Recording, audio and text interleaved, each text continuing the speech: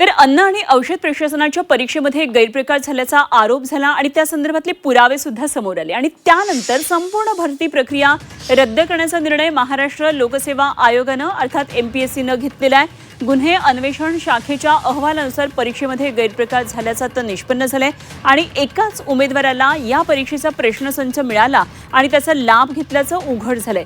या विरोधात विद्यार्थ्यांनी दिलेल्या लढ्यामुळे MPSCला भरती प्रक्रिया रद्द करावी लागली आहे। या प्रकरणामध्ये पहिल्यांदा राष्ट्रवादी शरदचंद्र पवार पक्षाचे आमदार रोहित पवारांनी पेपरफुटीचा आरोप केला होता। MPSC परीक्षांची तयारी करणाऱ्या विद्यार्थ्यांनी मंगळवारी मनसे अध्यक्ष राज ठाकरे यांची भेट घेतली होती।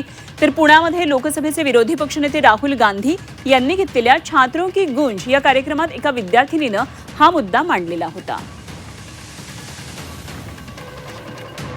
एकदा आपण ग्राफिक्सद्वारे हाही मुद्दा समजावून घेऊया। 22 मार्च 2026ला परीक्षेमध्ये गैरप्रकार झाल्याचा समोर आलं।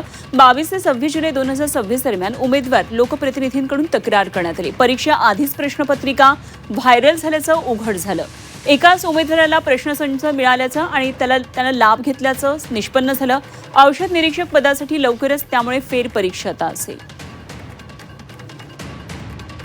MPSCने जो ड्रग इन्स्पेक्टर परीक्षेत घोटाळा झाला होता तो मान्य केला आहे आणि री एक्झाम केलेली आहे। पण सुरुवातीला त्यांनी मान्य केली नव्हती, तक्रार आली नाही, मी स्वतः जाऊन तक्रार दिलेली होती आणि उलट माझ्यावरच डिफेमेशनचा गुन्हा दाखल करणार म्हणून MPSCचे अध्यक्ष आणि सचिवांनी स्टेटमेंट दिले होते, नोटिफिकेशन काढले होते।